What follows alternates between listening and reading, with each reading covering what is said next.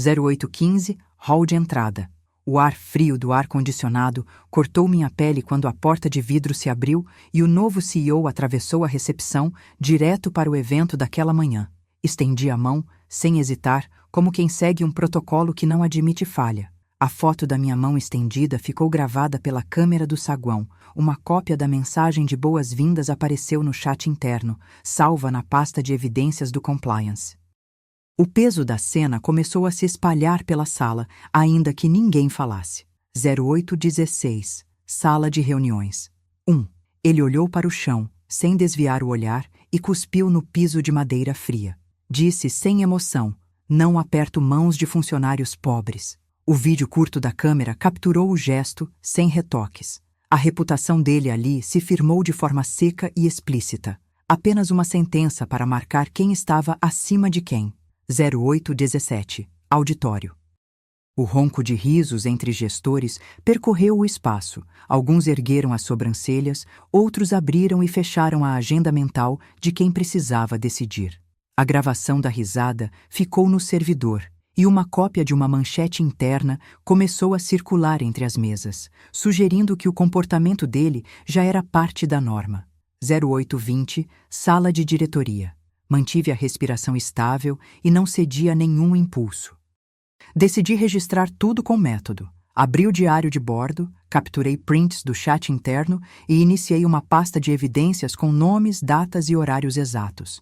Não havia atraso. Cada gesto, cada palavra era um dado que poderia ser usado contra a versão oficial. Avancei para o próximo passo com a certeza de que a documentação precisava ser impecável para sobreviver ao tempo e à curiosidade dos olhos externos. Guardei os arquivos na pasta segura do compliance, etiquetando cada item com horário e responsável, para não deixar dúvida sobre a autoria das informações. 0817, auditório.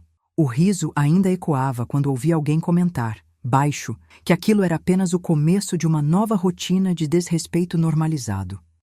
A gravação da risada permaneceu disponível para checagem, e pouco depois, uma cópia de uma manchete interna circulou rapidamente pelos corredores de comunicação interna, alimentando a ideia de que aquilo era aceitável sob o manto da suposta eficiência.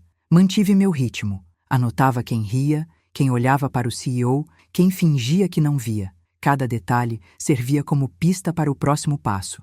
E você, aceitaria ficar em silêncio diante disso para manter o cargo? 0820, sala de diretoria.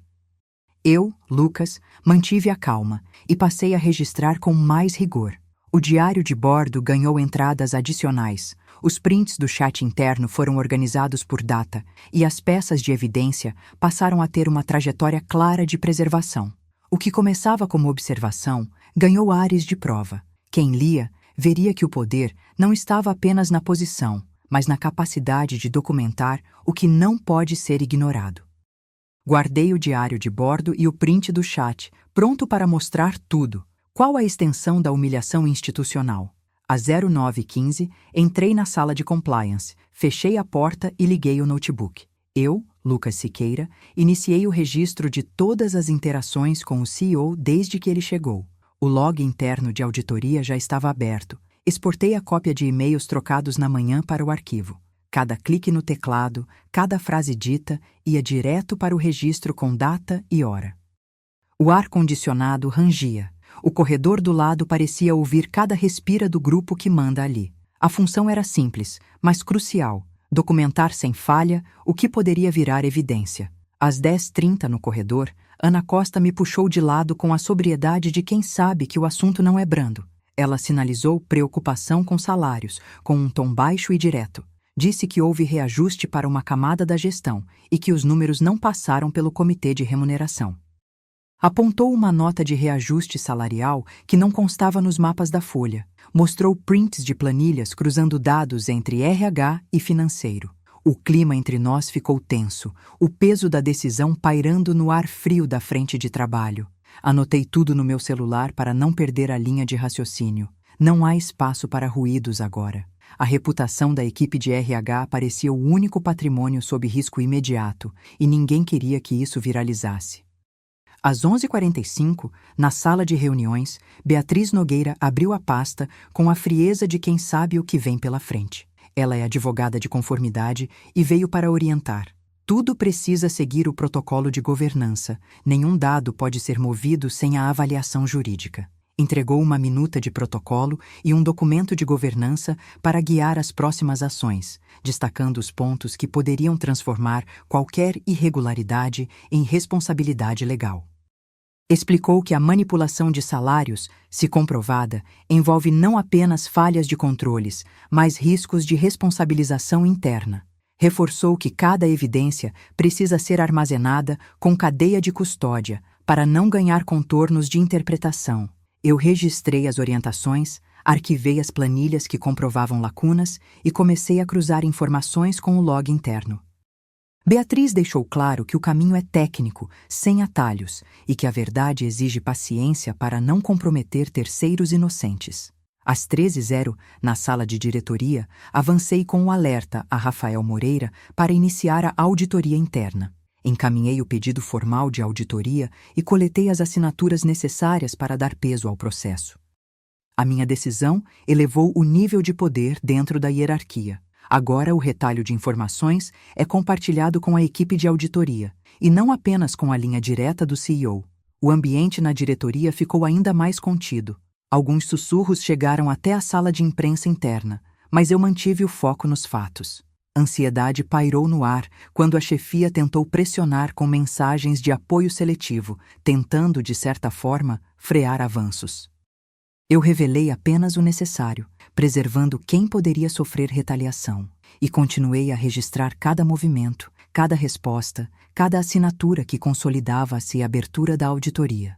Você escolheria denunciar ou ficar em silêncio? Essa pergunta atravessou meus pensamentos enquanto eu alinhava o próximo conjunto de provas com Rafael e Ana, sem perder o compasso da documentação.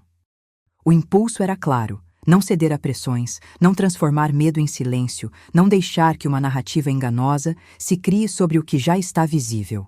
O registro de auditoria, os e-mails e a nota de reajuste salarial passaram a compor um mosaico que não aceitava contorno sem confronto. O diário de bordo, agora com a assinatura de Ana e o parecer inicial de Beatriz, mostrava que o caminho escolhido podia custar muito, mas era o único que preservava pessoas inocentes enquanto buscava a verdade. Isso apontava para uma descoberta potencial. As evidências, o log interno de auditoria, a cópia de e-mails, a nota de reajuste salarial e os prints de planilhas começavam a convergir para uma leitura de fraude real em andamento. 2 dias depois, na diretoria financeira, Rafael abriu as planilhas na tela e conferiu cada lançamento contra o livro Razão. Os registros contábeis distorcidos estavam ali. Havia comprovante de transferências para fornecedores de fachada, impresso e guardado na gaveta esquerda. A pasta de compras reapareceu na tela com nomes que pareciam fachada. O som da impressora antiga ecoou pelo corredor. Os números não batiam com o fluxo de caixa aprovado. A leitura mostrou que o desvio não era discreto. Os números não batiam com o fluxo de caixa. A confirmação mudou o quadro de informação. Não era apenas reputação, era dado que poderia sustentar uma acusação. O arquivo de compras com fornecedores de fachada ficou claro na tela. A partir daquele momento, a pressão sobre o conselho parecia inevitável. Às 2 dias e 3 horas, na sala de diretoria, Lucas solicitou a revisão de contratos. Apresentaram-se cópias de contratos inflacionados. A assinatura de autorização aparecia, mas não batia com o fluxo normal de aprovações. A frustração cresceu ao ver os números inflacionados sem justificativa. Na tela, o arquivo de compras com fornecedores de fachada reapareceu, reforçando a suspeita. O orçamento não batia com as decisões de aquisição e ainda havia espaço para questionar, desde que fosse feito com cautela. A equipe parecia ciente, porém contida. O assunto avançava para um passo formal. Documentação para abrir uma auditoria interna, sem expor nomes ainda. Às 6 horas, na sala de imprensa interna, Beatriz entregou a avaliação jurídica. O parecer aponta riscos legais e sugere reforçar a governança com um protocolo de denúncia. A nota de governança confirma falhas de supervisão e orienta a abertura de procedimentos formais. O documento conecta contratos inflacionados ao CFO e a assessores, alimentando a suspeita de um esquema maior. Beatriz ganha força na discussão de compliance e ajuda a planejar a próxima etapa. O arquivo de compras com fornecedores de fachada passa a ser evidência-chave para sustentar a denúncia. Beatriz instrui sobre como conduzir o processo, transparência com o conselho, validação de dados e preservação de provas. A cena fica tensa, não há espaço para hesitação. A dignidade não pede permissão. Denunciar é a ação correta agora.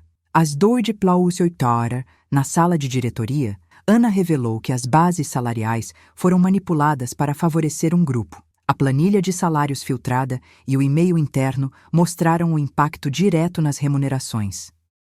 A revelação derruba a reputação da diretoria diante das mudanças em salários. A pressão para agir aumenta. Rafael, Lucas e Beatriz discutem as consequências legais públicas e privadas. A auditoria interna já parece insuficiente para tudo isso. A repercussão para os funcionários de baixa renda fica clara: demissões, remediação de salários e novas negociações. O que parecia uma cena isolada se transforma em um caso de governança. Essa irregularidade não fica escondida. O Conselho acionará uma auditoria externa e ações legais já estão no radar. 3 dias depois, às 15 horas, na sala de auditoria externa, a equipe chegou com envelopes lacrados. Eles abriram as pastas, separaram as cópias de contratos e o relatório preliminar. As folhas traziam números, datas e assinaturas. Havia anexo com notas de recebimento, pedidos de compras e uma lista de fornecedores de fachada. Coloquei as cópias em uma pasta com lacre e deixei o relatório ao lado, sob uma manta de papel pardo. O ambiente era seco, o ar-condicionado soprava frio e o som dos teclados preenchia o espaço entre silêncios curtos. Ninguém falava alto, cada gesto era contido, cada olhar contava uma história que não cabia naquelas páginas. Eu conferi cada item, separei o que parecia relevante e organizei as pilhas por assunto: contratos, compras, aprovações. A sensação era de que um mapa aparecia, peça a peça, sem retrabalho. Uma coisa ficou clara: aquela auditoria não seria vaidosa. Ela precisava de respostas, e agora elas estavam sendo empilhadas diante de mim. Entre os papéis, o arquivo de compras com fornecedores de fachada piscava discretamente, como quem diz: olhe aqui. A sala pareceu ficar menor, o tempo encurtou o passo, e eu soube, sem delongas, que o mecanismo do desvio já tinha começo visível. Isso não era ruído, eram provas. O confronto imediato era apenas uma questão de tempo. Às 15h30, em teleconferência, comuniquei à diretoria que a auditoria externa havia sido aberta e que o ofício de abertura estava anexado aos registros. Mostrei a ata da reunião que formalizava o processo, destacando a necessidade de rastrear cada fluxo de pagamento e cada contrato. Falei de prazos, de responsabilidades e de salvaguardas para evitar vazamentos. O tom foi direto, sem floreios. Não era hora de defensivas. O grupo respondeu com olhares baixos e acenos contidos. A comunicação consolidou o poder do procedimento. A informação passou a ter contorno, a auditoria ganhou sustentação institucional e o controle da narrativa ficou menos maleável. Não houve resistência clara, houve silêncio estratégico, que para mim já é sinal de alinhamento com o que virá. Eu anotei as perguntas que surgiram na tela, garanti que todos os documentos relevantes estivessem no drive compartilhado e confirmei que o ofício de abertura e a ata estavam registrados nos canais oficiais.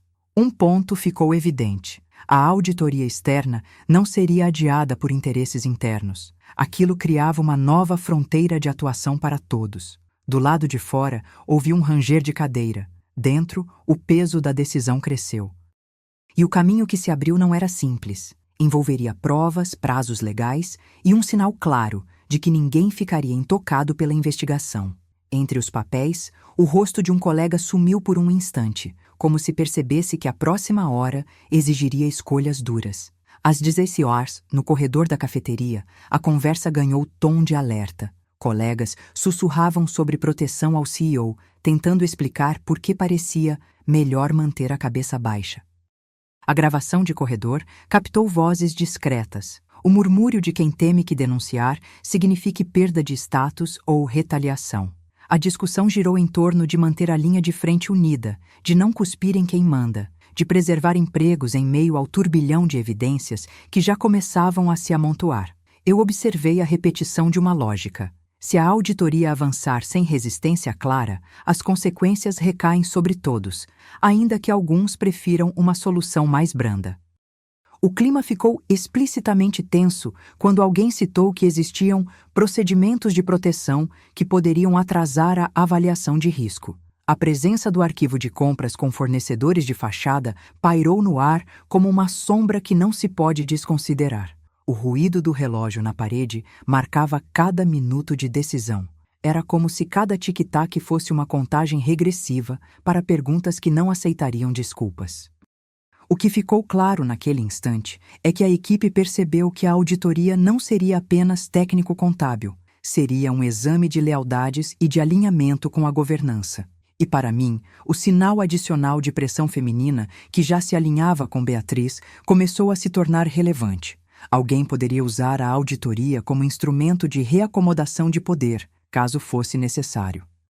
Às 17 horas, na sala da diretoria, Ana empunhou a planilha com inconsistências que já circulavam há dias, mas que agora estavam sob a lente dos auditores. Ela explicou com frieza que havia discrepâncias entre salários aprovados e valores efetivamente pagos e apontou para as células que, segundo ela, requeriam revisão imediata.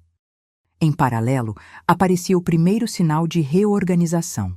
Beatriz trouxe a revisão de governança e um parecer jurídico que sugeria um enquadramento claro de responsabilidades. Em segundos, a tensão mudou de eixo, de defesa para a responsabilidade institucional. Eu registrei cada detalhe da cena, a planilha revisada, o print de diálogo com o RH, o momento em que Ana apontava para os números com firmeza. A conversa ao redor do assunto foi áspera, porém necessária. Era o primeiro instante em que as linhas entre informação, poder e reputação começaram a se cruzar de forma inequívoca. O barulho de passos no corredor, a sombra de uma reunião adjunta, o sussurro de que a diretoria precisaria escolher entre aceitar o status quo ou enfrentar a verdade. O que começou ali foi a tenaz confirmação de que a auditoria não seria contida. Seria uma ferramenta para expor desvios, mesmo que isso custasse cargos ou posições. O ambiente respirou por um instante, como se o próprio prédio esperasse o próximo movimento. E ao fechar aquela rodada, ficou claro o peso da decisão.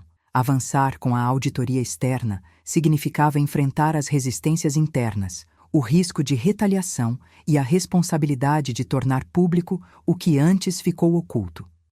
A sala, finalmente, ficou mais silenciosa. O silêncio era agora a primeira consequência visível de uma mudança iminente. A planilha revisada, com suas assinaturas e autorizações, parecia um sinal claro de que as coisas mudariam dali para frente. E nesse momento, o que era apenas suspeita tornou-se uma evidência já com peso legal. Quarto dia, 0 Vióvira, sala de governança.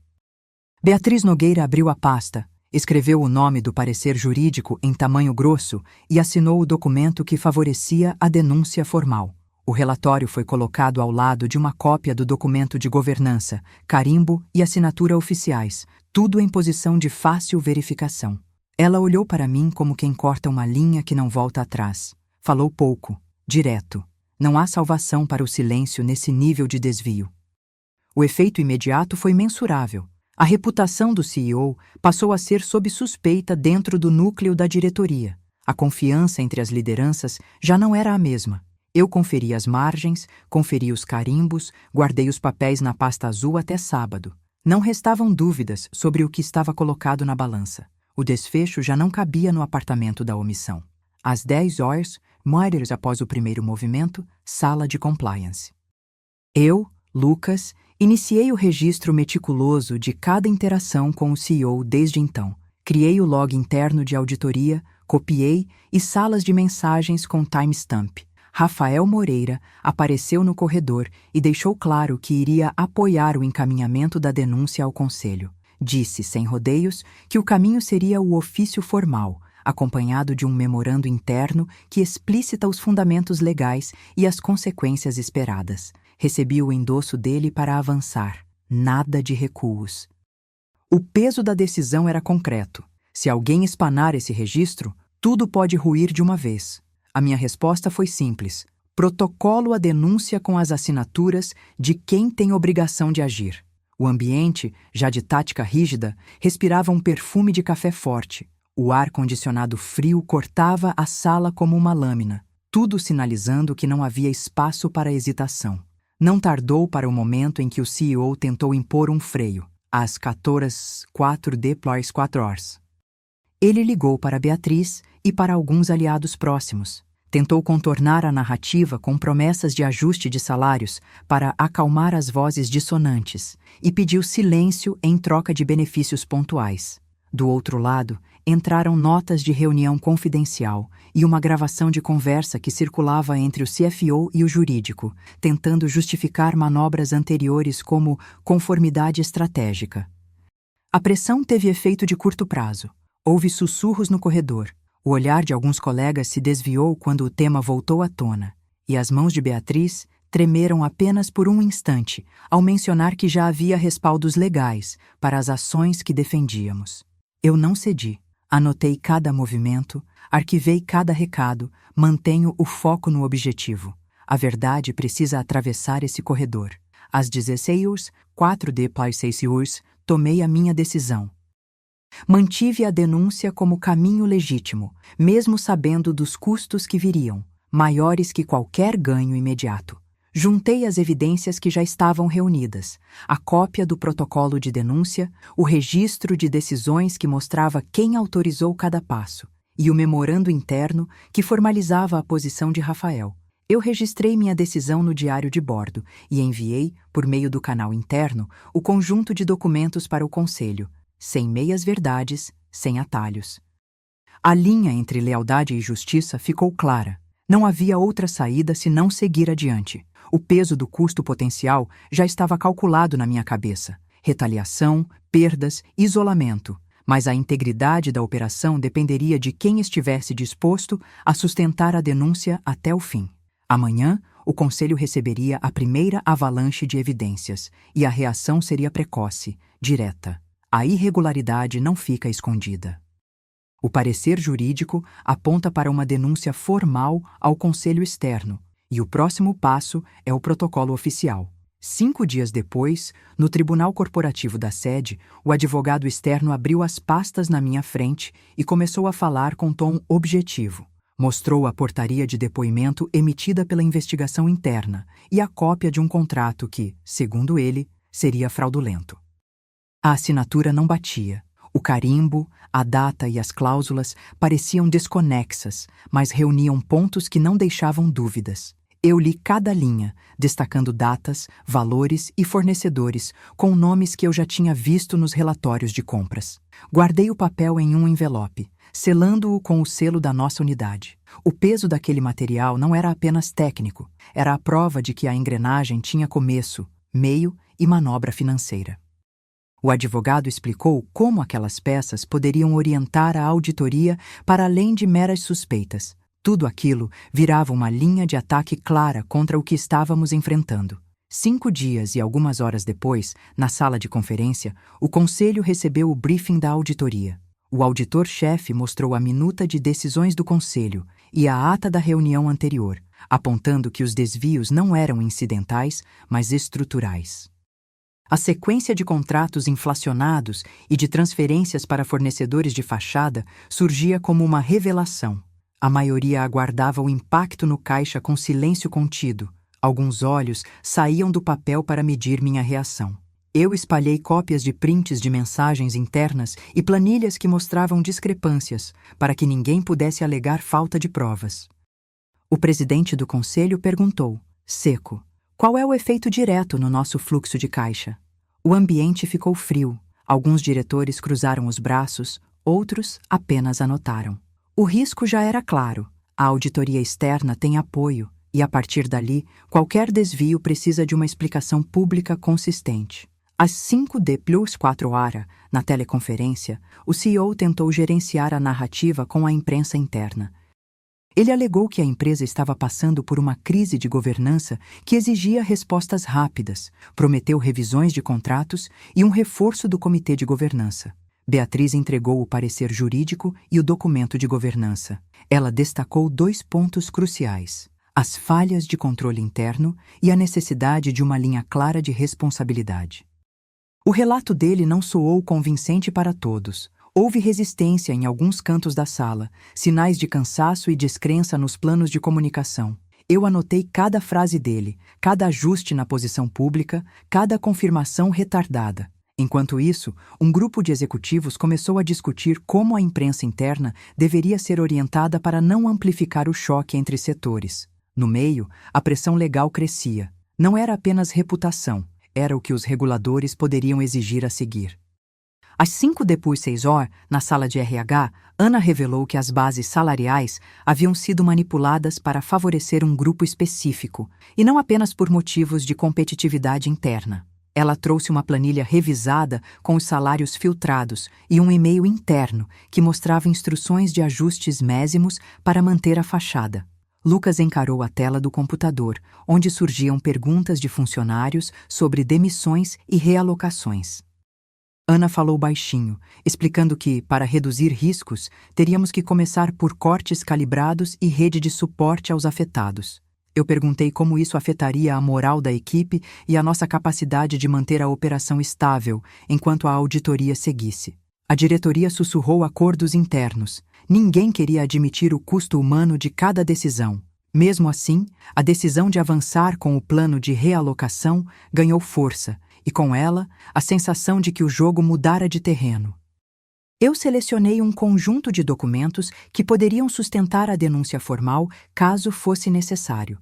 Você denunciaria agora, sabendo que isso pode custar empregos de inocentes? Perguntei a mim mesmo em voz baixa, enquanto o peso do momento recaiu sobre meus ombros. Minha resposta não caberia no conforto da sala. Teria de ficar claro para todos que o caminho é expor a verdade, mesmo com o custo humano.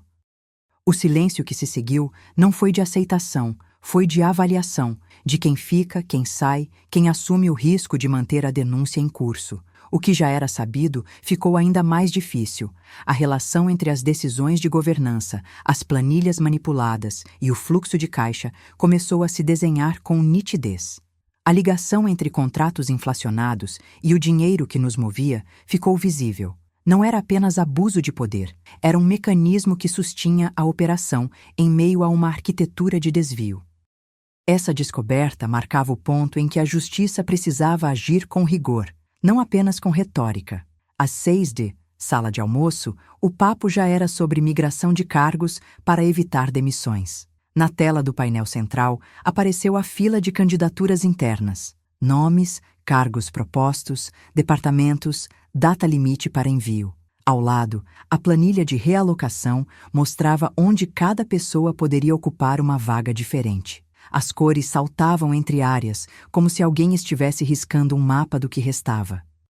O ruído baixo dos colegas não disfarçava o peso daquilo. Reduzir cortes por meio de transferências era, nas palavras deles, ganhar tempo sem sangrar o quadro. Eu capturei tudo. Uma captura de tela, o rascunho de uma conversa, uma anotação mental de quem ficaria preso ao health da mudança. A mais clara evidência era a própria planilha viva, sendo atualizada a cada minuto, com novas linhas surgindo onde antes só havia silêncio. O ar frio do ar-condicionado, o aroma de café mal passado e o tilintar de copos criavam uma atmosfera que não admitia fingimento. Aqui, decisões cercam pessoas, não itens de orçamento. O efeito imediato era simples. A equipe transformava a estratégia em prática, movendo peças para evitar o colapso. O custo humano, porém, começava a ficar óbvio para quem estivesse olhando com olhos limpos.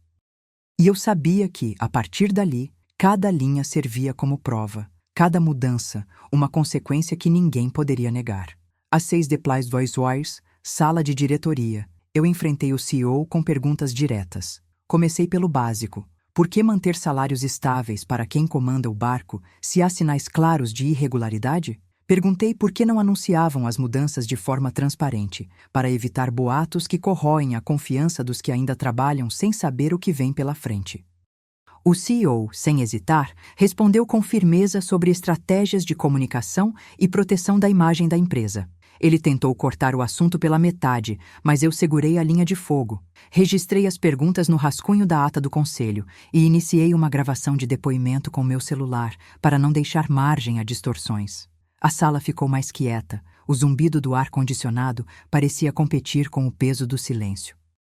O clima mudou. Quem falava antes parecia medir cada palavra. Quem ouvia piscava menos, como se a sala tivesse virado palco de uma audiência. Eu sabia que aquele material ia servir de base para o que vinha pela frente, uma auditoria que não poderia ser contornada apenas com promessas. Se você estivesse na minha cadeira, denunciaria já ou esperaria a auditoria confirmar tudo? Às 6 depois 4 horas, auditório, Beatriz entra com um portfólio de governança. Ela entregou o parecer final à diretoria, acompanhado de um documento de responsabilidade que trazia anexos de governança, mapas de riscos e referências legais. Beatriz explicou com clareza que o conjunto de ações precisava de uma revisão de responsabilidade para evitar novas falhas e manter a integridade do processo. Enquanto ela falava, eu observava a reação dos presentes. Alguns ergueram as sobrancelhas, outros cruzaram os braços, mas ninguém interrompeu. A gravidade já era visível. Em paralelo, o registro de perguntas no conselho ganhava fôlego entre os corredores e a gravação de depoimento circulava entre as mesas como uma chance concreta de sustentar o que seria exposto no futuro. A partir dali, o poder começou a se deslocar. Beatriz não só orientava, ela se colocava como uma voz-chave na rede de governança. A evidência consolidada naquele momento era o portfólio pronto para servir de alicerce às decisões que o conselho tomaria, e a percepção de que a auditoria não seria apenas um ruído, mas uma transformação real. O efeito imediato foi a criação de uma linha de defesa firme, com responsabilidade claramente atribuída, embora o peso humano das consequências já começasse a se tornar evidente para quem observava de perto. Parecer final. Documento de responsabilidade, tudo pronto para sustentar uma mudança que já parecia inevitável. Às 6 horas, sala de compliance, Ana apresentou o passo seguinte: demissões menos severas, compensadas por reparação de salários. Ela trouxe o comunicado interno e o relatório de ajuste, com o quadro de novos salários e a proposta de realocação para quem ficou. O ambiente ganhou outra tonalidade. A tensão persiste. Mas havia uma tentativa de equilíbrio entre estabilidade operacional e justiça interna. Funcionários que tinham sido poupados por realocações físicas observavam com cautela as planilhas, enquanto outros aceitavam que o custo humano não seria ignorado. O murmúrio entre os pares diminuiu, substituído por uma série de perguntas práticas. Quem seria realocado? Quem permaneceria sob maior pressão? Que tipo de impacto isso teria nos prazos de entrega? A auditoria externa já ganhava corpo, com reguladores pedindo respostas rápidas e comprovação de conformidade. A cada passo, o peso humano crescia. Migração de cargo, reajuste salarial, realinhamento de equipes, tudo revelando que o sistema dependia de escolhas duras para não ruir. Eu carregava meus registros como prova de que aquilo não era ficção, mas um conjunto de ações com consequências reais para pessoas reais. A verdade começava a se revelar de forma concreta, não como teoria. A irregularidade deixava de ser apenas um número nas planilhas e se transformava em uma linha de defesa, uma resposta institucional que exigia coragem. Essa irregularidade não fica na planilha. A auditoria externa já está autorizada e as próximas ações legais começam. Às 7h, jornalistas da imprensa interna cercaram a sala de lobby e começaram a pedir respostas. Não havia tempo para delongas. A nota oficial já circulava pelo intranet. A empresa anunciava que revisaria contratos, abriria um cronograma de ações e reforçaria a governança para esclarecer os desvios apontados. Eu, Lucas, mantive a postura calma, registrei cada palavra dita e coletei o que já se tornara prova. A manchete interna que dizia que a direção estava sob escrutínio não era mais teoria, era fato. O relógio no canto da tela brilhava. O sino do elevador parecia celebrar ou condenar a cada passagem. A reputação do CEO, que sempre foi visto como a imagem de eficiência, recebia o primeiro golpe público. A sala de compliance repetia a mesma frase: transparência como saída, responsabilidade como caminho. Mantive o foco. Tudo que fosse dito precisava ser comprovável. Tudo que fosse feito precisava ser registrado como movimento de poder. Anotei nomes, datas e números e guardei os logs. Cada clique, cada e-mail que discutia salários ou decisões críticas. Quando o cronograma saiu, ficou claro. Não havia mais espaço para retórica. A verdade começava a ocupar o espaço do silêncio. Às 7:02 no tribunal corporativo improvisado dentro da sede, o advogado externo apareceu com argumentos que não admitiam hesitação. Ele citou violação de leis, apontou responsabilidades e apresentou documentos legais como provas, cópias de contratos, pareceres administrativos e um protocolo de depoimento já registrado. O efeito foi imediato. A camada de informação se tornou um ativo estratégico. Eu vi as imagens dos papéis passarem de mão em mão, percebi o peso de cada frase citada em voz firme durante a apresentação. A repercussão não era apenas interna. A equipe de investidores já comentava nas mensagens internas sobre a gravidade do que estava em jogo. Beatriz, Ana e Rafael acompanharam, cada qual com seus papéis a cumprir: assinaturas, ofícios, registros. A narrativa começava a se encorpar. A partir daquele momento, a informação não era mais apenas testemunha, era a prova que poderia sustentar uma ação legal futura. O ar profissional ganhou densidade, o corredor pareceu mais curto, como se cada passo levasse a uma decisão maior. Os documentos legais pairavam sobre a mesa como evidência que poderia sustentar uma mudança de regime de controle. A certeza era: o Ministério Público ou o Conselho Externo poderia ser acionado, e o ritmo da investigação já não dependia apenas da vontade de quem comandava.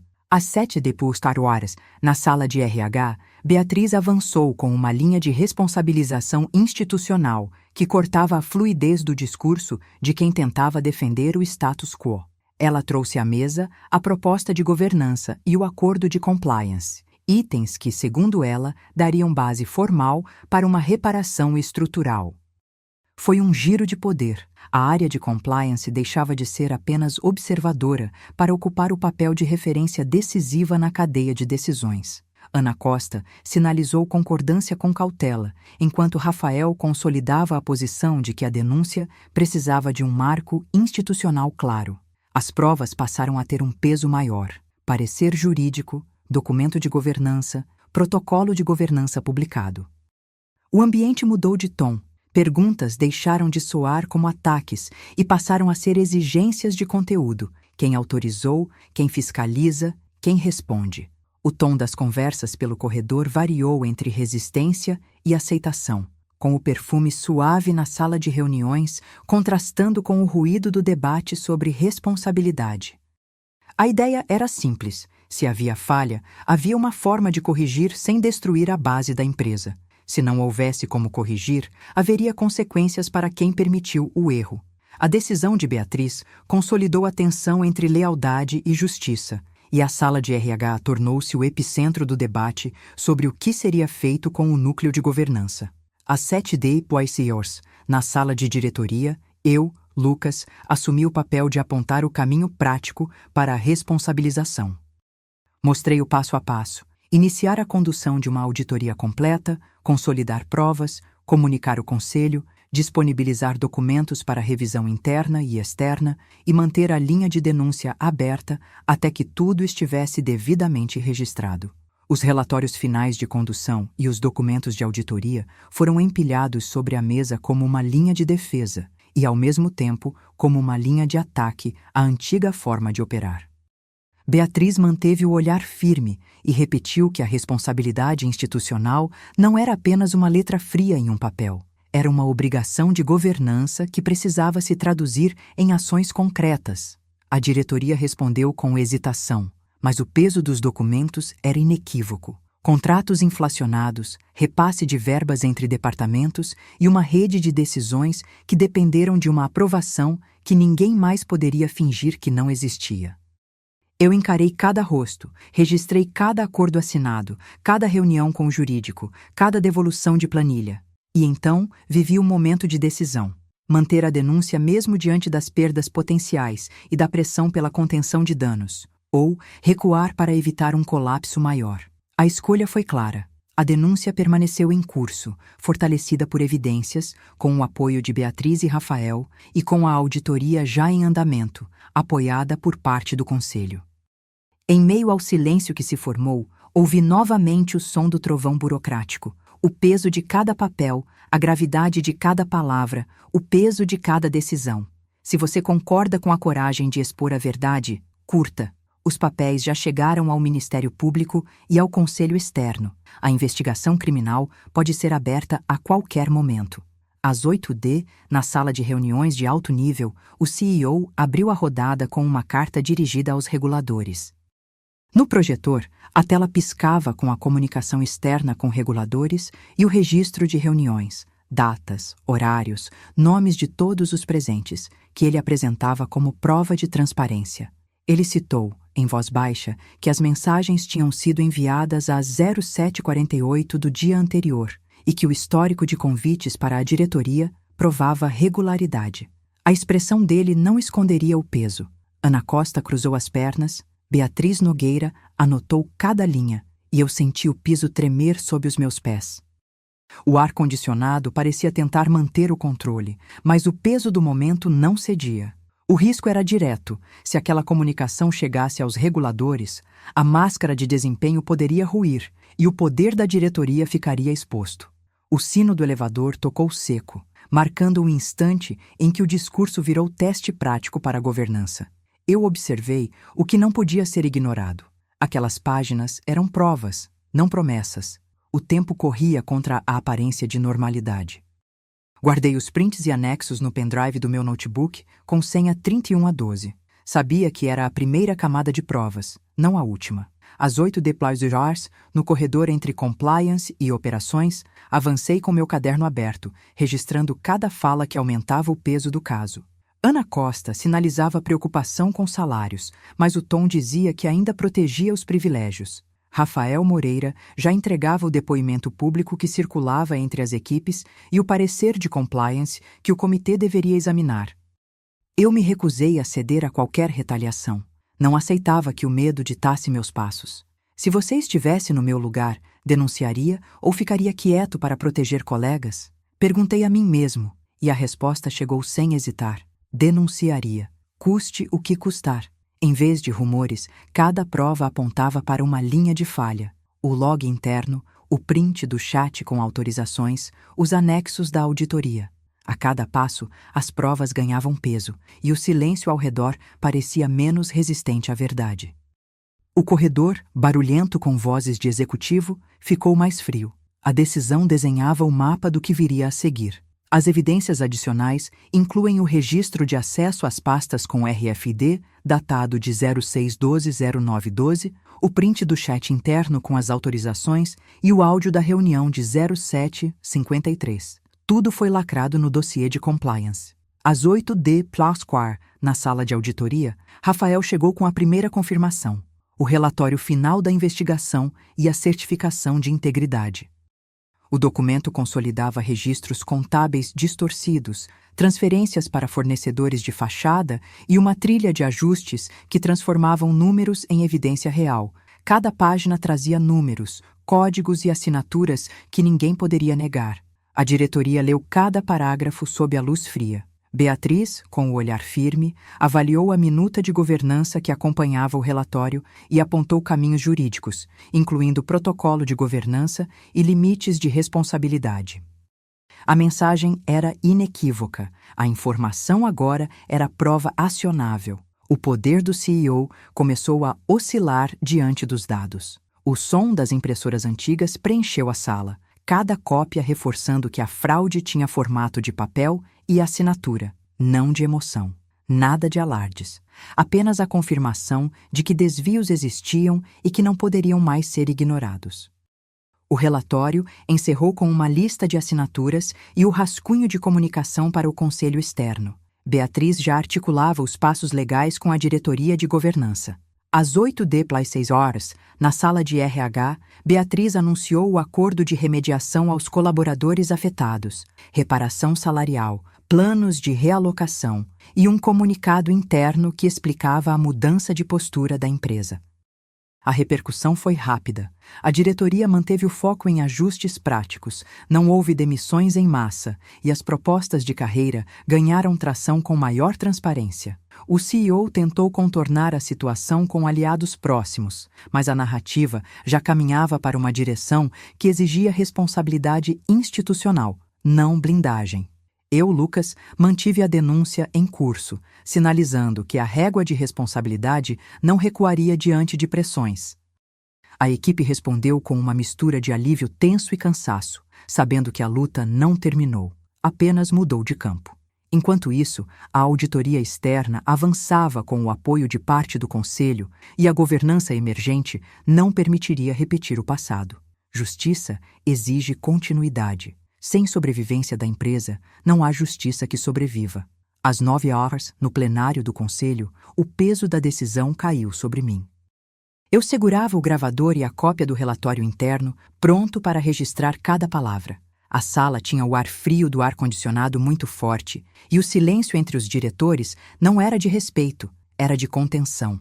O CEO entrou sem se aproximar dos funcionários da linha de frente. Ele olhou ao redor e não passou pela minha direita. O risco era claro. Qualquer falha de retaguarda podia explodir ali, diante de todos. Logo no começo, o consenso começou a se materializar em ações.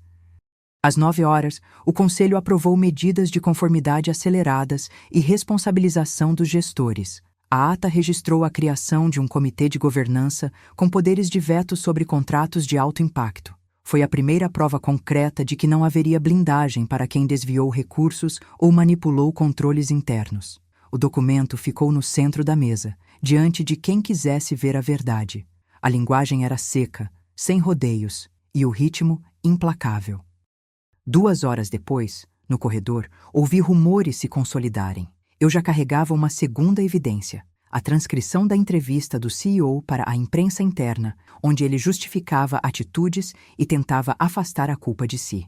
Às 11h, eu subi o áudio para o drive corporativo e a gravação da entrevista circulava entre os aparelhos como uma evidência de tentativa de controle da narrativa. Ana Costa passou por mim com o rosto fechado, mordeu o lábio e não comentou o assunto. Rafael Moreira, por sua vez, anotava cada frase, com o dedo tremendo sobre o bloco de notas. Além disso, ficou claro que o ambiente de sala de reuniões começava a soar como um palanque, risos nervosos dos executivos, mas com um subtexto de medo de expor o que sabiam. Às 11h20, Beatriz Nogueira apresentou o primeiro enquadramento jurídico da situação. Ela entregou o parecer de governança que apontava as lacunas do protocolo atual e sugeria medidas de correção importantes para evitar novas brechas. Ao mesmo tempo, Lucas encaminhou a Rafael um pedido formal de auditoria interna, com assinaturas, para que a avaliação ganhasse força e credibilidade. Em paralelo, Ana revelou, em tom quase mecânico, que as bases salariais haviam sido manipuladas para favorecer um grupo seleto. Foi o gatilho que importou mais do que as palavras: planos de realocação, planilhas filtradas e uma necessidade premente de reorganizar as relações internas. A cafeteria ao lado parecia distante. O ruído das máquinas de impressão ao fundo lembrava o peso de cada decisão. Antes do meio da tarde, eu já tinha registrado o próximo passo. O poder de decisão começava a se deslocar. Beatriz entregou ao Conselho uma avaliação jurídica final, seguida de um documento de governança pronto para aprovação. Rafael chegou com a sugestão de encaminhar a denúncia ao Conselho, firme e com as assinaturas de quem tinha o dever de agir. O estalo foi rápido. A auditoria externa já recebia todos os papéis, mesmo sob resistência de alguns setores da diretoria. E, de repente, o esforço coletivo ganhou impulso real. A insistência de Lucas em manter a denúncia, mesmo diante de pressões, começou a parecer menos voluntária e mais necessária. O ambiente mudou de tom. O corredor, que antes era de sussurros, passou a ter perguntas diretas sobre culpados, responsabilidades e punições. O som de uma impressora antiga destacava cada atualização de documentos, Cada folha que saía parecia confirmar uma peça a mais do quebra-cabeça. No meio da tarde, preparei o terreno para a última etapa. Eu avisei a equipe de que, apesar do desconforto, não haveria recuos. A denúncia continuava em curso, com apoio claro de Beatriz e Rafael. Em 9 deploys 4 horas, Beatriz já traçava o portfólio de responsabilidade corporativa, com um conjunto de diretrizes para evitar recaídas. O documento de governança ganhava forma, um conjunto de normas, controles e comissões que limitavam o poder discricionário em decisões de alto impacto. O ambiente de RH ficou mais firme. Ana planejava demissões estratégicas para reduzir riscos, mas já havia sido considerado que não se poderia sacrificar toda a equipe por um erro de liderança. O relógio na parede batia o tempo como um lembrete de que cada minuto contava. Eu não desviava o olhar. Cada documento, cada assinatura, cada protocolo era uma prova visível do que acontecia. Antes de encerrar, lancei uma CTA que deveria ficar no final suave, sem interromper o fluxo crítico. Se você quiser acompanhar a evolução da governança, ative a inscrição contextual da área de conformidade. Não era mera promoção, era o compromisso de manter o público informado sobre as mudanças reais que começavam a emergir da crise. Não era o momento de celebrar, era a hora de registrar a responsabilidade que vinha com a exposição da verdade. Às 9 deploy 6 horas, concluía a sequência com uma linha direta. O relatório de condução finalizava um capítulo e abria outro, com vigilância contínua no centro do novo modelo. Eu registrei o último ato com clareza. O protocolo de governança e a cadeia de custódia de provas eram agora parte daquilo que a empresa prometia manter. A decisão de manter a denúncia, apesar das perdas potenciais, ficou documentada em um protocolo de decisão e em um registro de ações. E ao fechar o conjunto de atos, o relato ganhou mais peso com a aprovação de medidas que não permitiriam a repetição do que havia acontecido. A ata do Conselho registrou a criação de um comitê de governança com poderes de veto sobre contratos de alto impacto. Começa um novo começo sob responsabilidade e justiça.